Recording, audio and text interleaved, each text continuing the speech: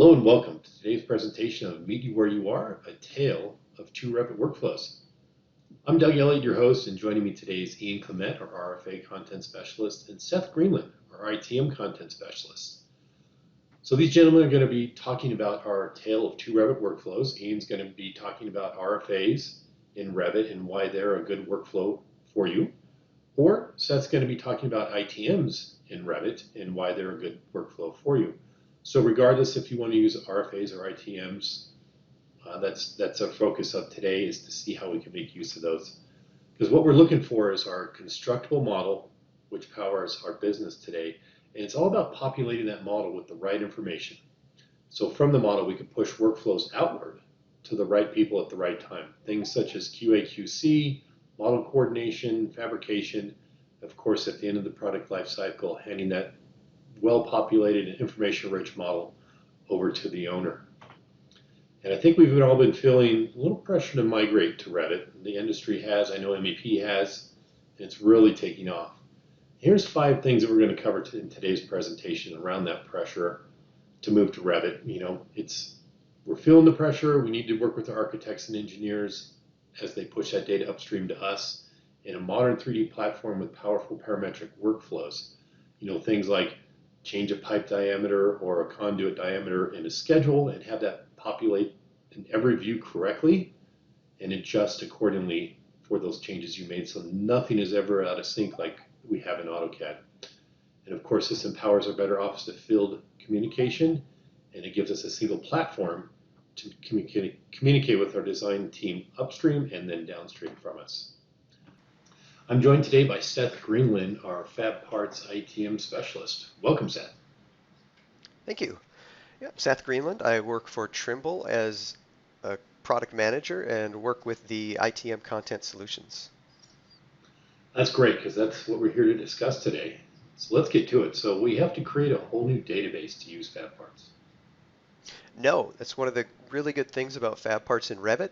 If you have an established database that's working well for you in CAD MEP, you get to use that in Fab Parts in Revit. Same services, same reports, everything you're used to seeing in the CAD MEP side will now be in Revit. And I know people get a little worried about transitioning to Revit. Can it be difficult to make that transition? Yeah, it can be difficult to make that transition. Fab Parts in Revit makes that transition a lot easier for a CAD MEP user. There are a lot of tools and the look and feel as far as how you're drawing. A lot of the tools from CAD MEP carry over, like a multi-point fill, the way you change directions, elevation, sizes. It's all makes it an easy transition coming from CAD MEP. Gotcha. So that's the workflows. Are there extra tools that Fab Parts gives you to help in that transition? It does, yeah. Fab Parts provides its own set of routing tools, provides more options for automatic material connection combinations, very similar to the 2-point fill or a fill between two ends in CAD MEP. It brings that functionality into Revit so that you can cycle through different fitting combinations and pick the one that works best for the scenario you're in. Great. And do Fab Parts with ITMs use completely different tools as native Revit? No, not completely different tools. Native Revit tools for moving pipe. You grab a run of pipe and drag it over. The whole run comes over. Things like that really can be directly applied to Fab Parts, especially because you can draw a native Revit, or if you receive a native Revit project, you can actually convert that to ITMs with Fab Parts. Gotcha. And are ITMs good for fabricating in Revit? They are, absolutely. Fabrication, is fabrication focused. CAD MEP was designed for that, and you don't lose any of that functionality going into Revit. You can still directly open up those files exported from Revit and use them in any of the fabrication platforms. Okay, gotcha. And what are some of my limitations of using Fab Parts in Revit? Right, yes, there are a couple. Not all the parameters are available for schedules. With native Revit RFAs, you can pretty much use any parameter in a schedule. But with CAD MEP Fab Parts, it only allows a certain set of those to be available within the schedules. The other thing that it can be a little bit difficult is it's not as easy to edit services on the fly. You actually need to make the changes, for adding new fittings, creating new services.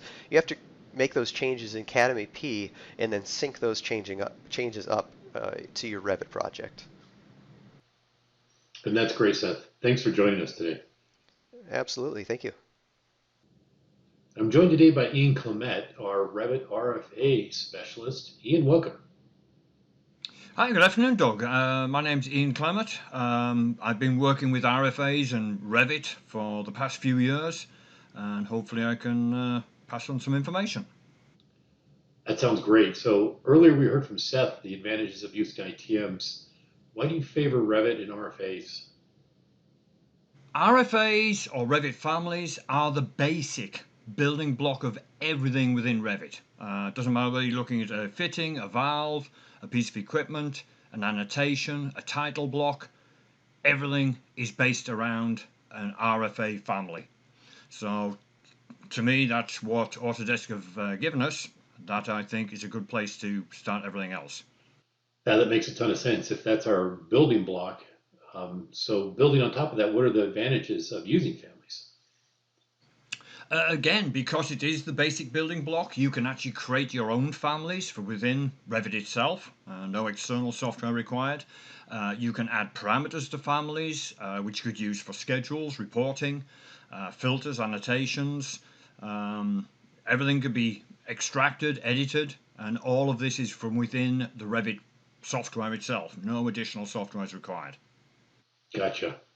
So how do Revit families interact with Revit electrical pipe and duct systems?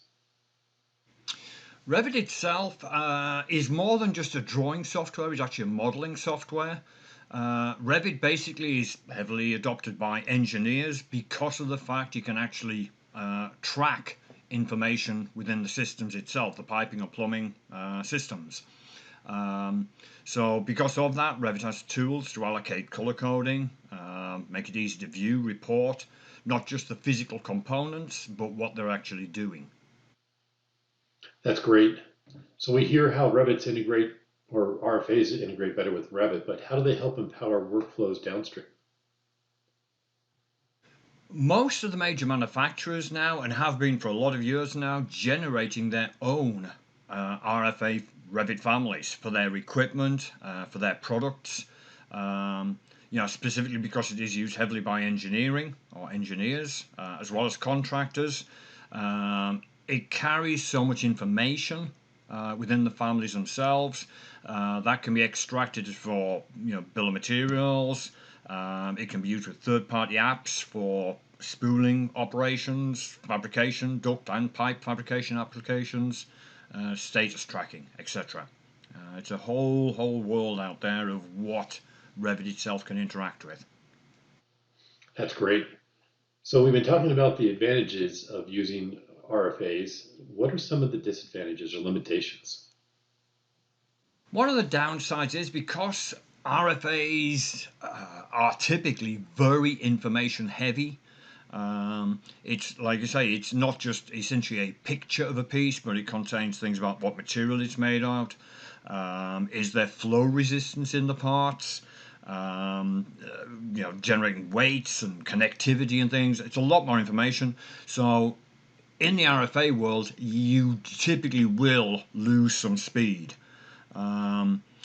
The other thing, obviously, if you already have an existing data set, as Seth probably pointed out within the ITM formats, that data set will need to be rebuilt. It's not a dramatic problem, but you're not just going to be transferring your original data set from an ITM format into an RFA format. Ian, that was great. Thanks for joining us today. Yes, it's been great to be here. Thank you. Many thanks to Seth and Ian for walking us through a tale of two Revit workflows. Here at Trimble, we have you covered regardless of the path you choose. Trimble provides solutions for either fabrication or native Revit that are turnkey in nature, meaning that Trimble provides enhancements to the platform for the specific needs of the MEP user, as opposed to, say, architectural. The solutions come with the world's most robust data set in either ITM or RFA, which includes millions of managed components for pipe, plumbing, electrical, and duct. When you use Trimble MEP solutions, you have the fastest and most accurate tools to generate detailed models, complete with labor and updated pricing information, along with connectivity to Trimble's innovative workflows, including model-based procurement, estimating, shop automation, and progress tracking, to name a few. To learn more and find out what best suits the needs of your company, contact us by scanning the QR code on the screen or clicking the URL link in the description. Thank you for your time. We look forward to hearing from you.